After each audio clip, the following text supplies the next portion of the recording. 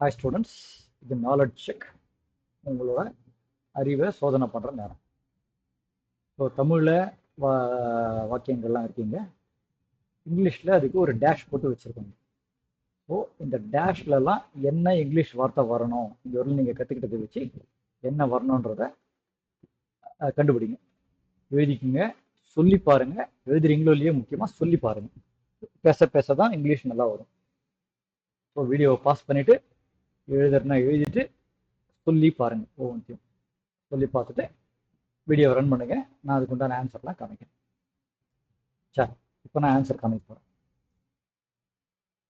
They will run tomorrow. It was running yesterday. ஏன்னா ஓடிக்கிட்டு இருந்துச்சு, அதனால was running. You were talking last week. I, you, they, we அதுக்கெல்லாம் நம்ம வேற ஆர் வேற தான் யூஸ் பண்ணணும். அதனால you were. My father will be coming tomorrow. You will write next week. அடுத்த வாரம் அப்படின்னாக்கா next week. I was sleeping. We will be talking. He met. மீட்னு ஒரு verb இருக்கு. மீட்னா சந்திக்கிறது. இது past tense, அதாவது முடிஞ்சு போனது. மீட்டோட past tense met.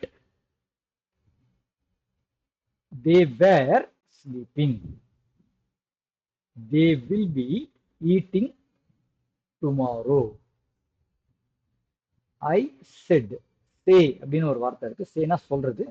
இது ஆல்ரெடி முடிஞ்சு போன செயல், அதனால sayவோட past tense said. She slept.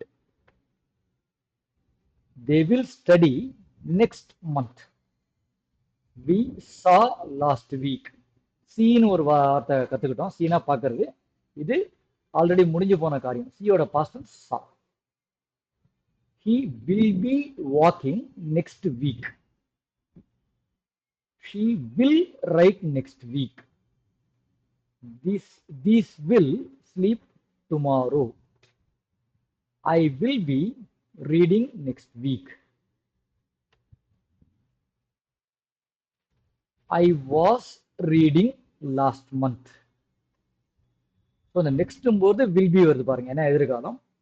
லாஸ்ட்னா இறந்த காலம்ன்றதுனால வாஸ் ரீடிங் வருது. இதெல்லாம் தான் கவனிக்கணும். He was sitting there. இன்னொரு டேஷ் தப்பா இருக்கு, விட்டுருங்க. They will speak day after tomorrow. She was walking yesterday. இதே எல்லாமே கரெக்டா இருந்தாக்கா வாழ்த்துக்கள், நல்லா கத்துக்கிட்டு இருக்கீங்க இங்கிலீஷ். அப்படி இல்லை எனக்கு எங்கெல்லாம் தப்பு வருதோ அந்த வீடியோலாம் திருப்பி பாருங்க.